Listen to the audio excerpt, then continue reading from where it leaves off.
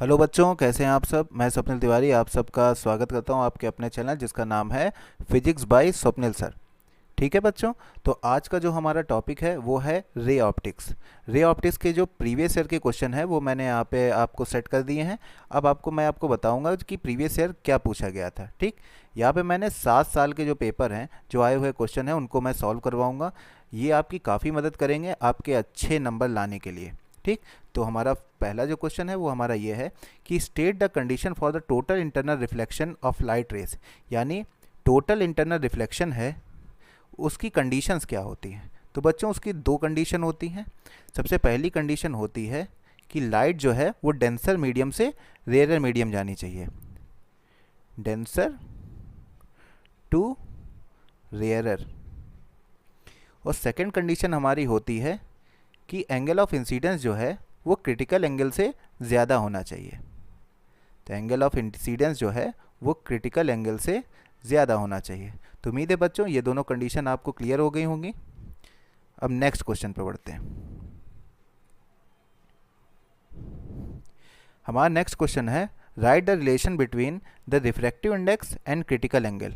तो हमें पता है कि रिफ्रैक्टिव इंडेक्स को हम एन से डिनोट करते हैं और क्रिटिकल एंगल को हम सी से डिनोट करते हैं। अब इनमें और इनमें क्या रिलेशन है आपस में, चलिए आइए समझते हैं। तो बच्चों एन इक्वल टू होता है 1/sin c। ठीक है बच्चों, तो ये आपका फॉर्मूला है रिफ्रैक्टिव इंडेक्स और क्रिटिकल एंगल के बीच में। चलिए नेक्स्ट क्वेश्चन जो हमारा है वो ये है the speed of light.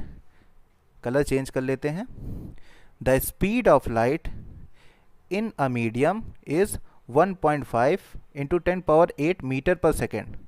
Watt will be the critical angle for the ray going through this medium in air. कहने का मतलब ये है कि स्पीड ऑफ लाइट, किसी मीडियम में स्पीड ऑफ लाइट जो है वो क्या है 1.5 इंटू 10⁸ मीटर पर सेकेंड। चलिए आई नोट कर लेते हैं। v इक्वल टू हो गया हमारा 1.5 इंटू 10⁸ मीटर पर सेकेंड। अब यहाँ पे बात करते हैं कि अब पूछा गया what will be the critical angle, यानी c की वैल्यू आपसे पूछ रखा है फॉर अ रे going through this medium in the air. यानी जब रे एयर में जाएगी तब क्रिटिकल एंगल की वैल्यू क्या होगी। तो हमसे पूछा गया है c की वैल्यू। ठीक, अब हमें पता है कि c की वैल्यू जो है उसको निकालने का एक ही फार्मूला होता है, वो होता है n equal to 1/sin c। जहाँ पे हमको c को तो फाइंड करना है और n भी हमको पता नहीं है। लेकिन बच्चों हमें एक चीज़ पता है, n यहाँ पे क्या है, रिफ्रैक्टिव इंडेक्स। और n का जो वैल्यू है निकालने के लिए वो क्या है, चलिए जानते हैं। n हमारा रिफ्रैक्टिव इंडेक्स है। n की जो फार्मूला होता है वो ये होता है c/v। ठीक, जहाँ पे c हमारी क्या होती है, स्पीड ऑफ लाइट। और हमें पता है कि स्पीड ऑफ लाइट जो हमारी होती है वो होती है 3 इंटू 10⁸ मीटर पर सेकेंड। और हमारी जो v है, v का मतलब होता है कि किसी मीडियम में लाइट की क्या वेलोसिटी है। तो वो हमारी गिवन है कि 1.5 इंटू 10⁸ मीटर पर सेकेंड हमारी गिवन है। 10⁸ से 10⁸ कैंसिल आउट हो गया। अब हमारा बचता है यहाँ पे 3/1.5। अब पॉइंट हटाएंगे, ऊपर 0 बढ़ेगा और 15 2 जा 30, तो यहाँ पे 2 आ जाएगा।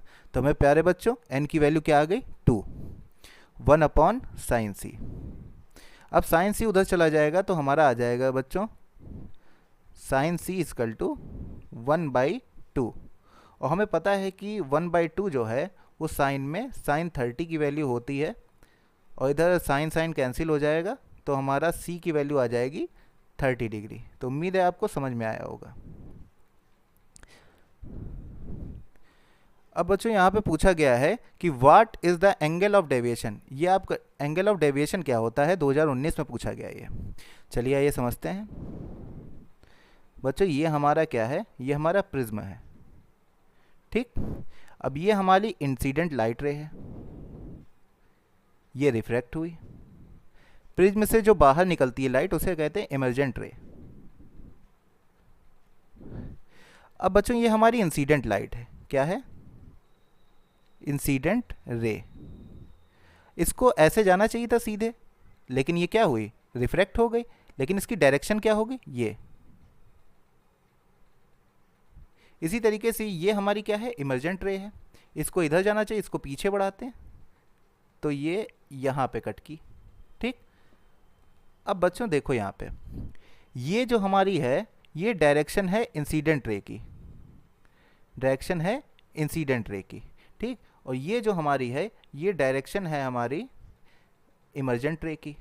तो जो इंसिडेंट रे और इमर्जेंट रे इन दोनों डायरेक्शन के बीच में जो एंगल फॉर्म होता है उसी को हम कहते हैं एंगल ऑफ डेविएशन। ठीक है बच्चों, उम्मीद है आपको समझ में आ गया होगा। अब यहाँ पे आपका क्वेश्चन जो है वो ये कह रहा है right the formula of the material of a prism in terms of deviation angle and prism angle.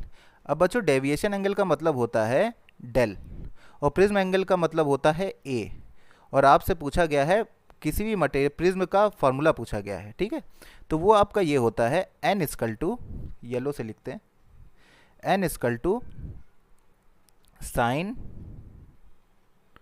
A plus del M by 2 upon sine A by 2। ठीक है, जहाँ पे आपका ए क्या होता है, प्रिज्म एंगल, प्रिज्म एंगल, और जो आपका डेल एम है वो होता है minimum angle of deviation, minimum angle of deviation.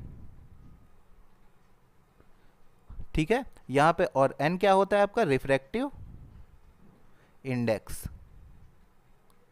ठीक है बच्चों, तो उम्मीद है आपको ये समझ में आया होगा। बढ़ते हैं नेक्स्ट क्वेश्चन की तरफ। Right the formula for deviation angle produced by a thin prism. अब थिन प्रिज्म क्या होता है बच्चों, थिन प्रिज्म वो प्रिज्म होता है जिसका प्रिज्म एंगल जो है लेस देन 10 डिग्री होता है। तो ऐसे प्रिज्म को हम कहते हैं थिन प्रिज्म कहते हैं। ठीक है, तो इसके डेविएशन एंगल पूछा गया है, तो इसका फॉर्मूला जो होता है वो होता है हमारा del M equal to N minus 1 into A. ठीक, जहाँ डेल एम जो होता है मिनिमम एंगल ऑफ डेविएशन होता है, एन आपका क्या होता है, रिफ्रैक्टिव इंडेक्स होता है प्रिज्म का, और ए क्या होता है आपका प्रिज्म एंगल होता है। The minimum angle of deviation of A prism is of 60 degree angle of yellow light. देखिए फिर से पढ़ते हैं, the minimum angle of deviation of ए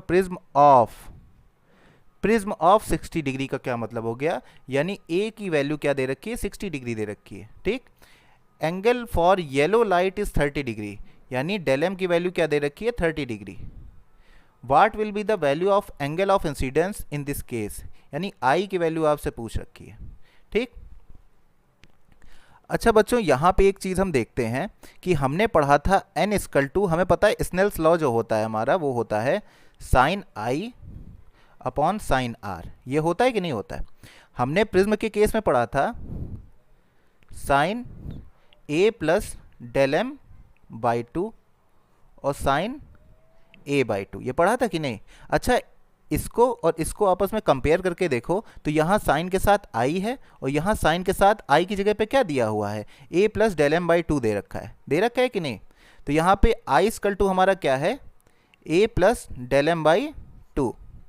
ठीक है, अब यहाँ पे हमें आई फाइंड आउट करना है और हमें ए दे रखा है 60 डिग्री, ए कितना दे रखा है 60 डिग्री, और डेल एम कितना दे रखा है 30 डिग्री अपॉन 2।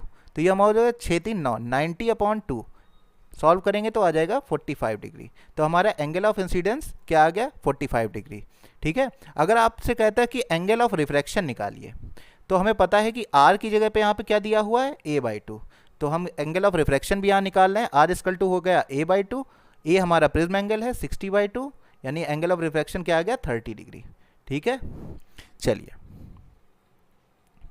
अब यहाँ पे आपसे बच्चों क्या पूछा गया है, यहाँ क्या है, the prism angle of a thin prism is 4 degree, यानी कहा गया कि कोई थिन प्रिज्म है और उसका जो क्या है प्रिज्म एंगल है वो क्या है 4 डिग्री है। ए इक्वल टू क्या दे रखा है 4 डिग्री दे रखा है।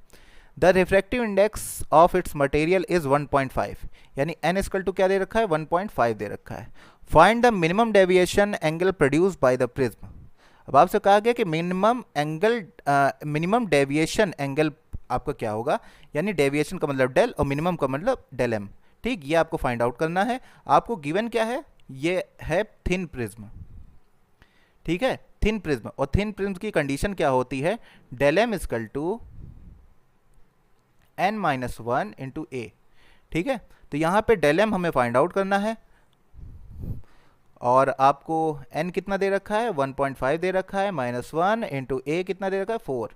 अब यहाँ पे 1.5 में से 1 माइनस हो जाएगा तो आपका आ जाएगा 0.5 इंटू 4, तो हो जाएगा 4 पंचे 20 यानी 2।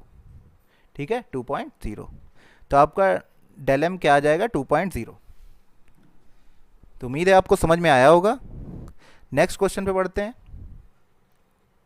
बच्चों। हमारा जो नेक्स्ट क्वेश्चन है वो कह रहा है the refractive index of glass, refractive index of glass with respect to air is 3/2। अब आपसे कह रहा है कि refractive index of glass with respect to air is कितना है, 3/2। Then find the refractive index of air with respect to glass. Find the refractive index of air with respect to glass, ये आपको निकालना है। देखिए, जिसकी हम रिस्पेक्ट करते हैं उसको लेफ्ट साइड रखते हैं, ठीक है, जिसका निकालना होता है उसको राइट साइड। आप ऐसे याद रखिए कि जिसके रिस्पेक्ट में बात करते हैं उसको हम लेफ्ट साइड रखते हैं। जैसे refractive index of glass with respect to air, तो हमने ए को लेफ्ट साइड रखा। ठीक, अब सेकंड में दे रखा था कि refractive index of air with respect to glass, तो रिस्पेक्ट हमें करनी थी ग्लास की, तो ग्लास को हमें लेफ्ट साइड रखना पड़ा। ठीक, जिसकी रिस्पेक्ट करो उसको साइड में यानी लेफ्ट साइड रखो। ठीक है ना, बीवी की रिस्पेक्ट करते हैं इसलिए उसको वामांगनी बाएं हाथ पे रखा जाता है। ठीक है, जिसकी रिस्पेक्ट करनी है उसको बाएं हाथ रखो।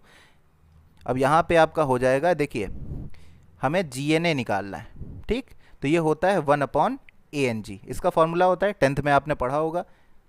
तो ये हो जाएगा 1/ANG। तो 1/ANG हमारा कितना गिवन है, वो है 3/2, तो यानी 3/2। 2 ऊपर से शिफ्ट हो जाएगा तो हो जाएगा 2/3।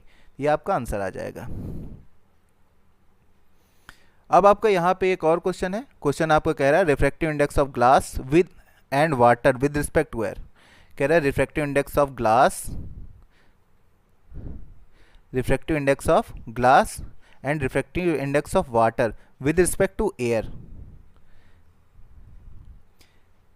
2/3 एंड 4/3, ये आपको दे रखा है। Find the refractive index of glass relative in water. Refractive index of glass with respect to water, glass निकालना है विद रिस्पेक्ट टू वाटर।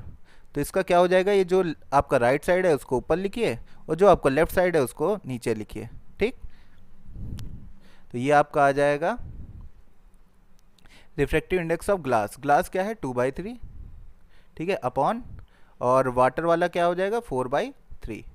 ठीक, 3 से 3 कैंसिल हो गया तो आ गया 2/4। 2 1 जा 2, 2 2 जा 4, 1/2। ये आपका आंसर आ गया।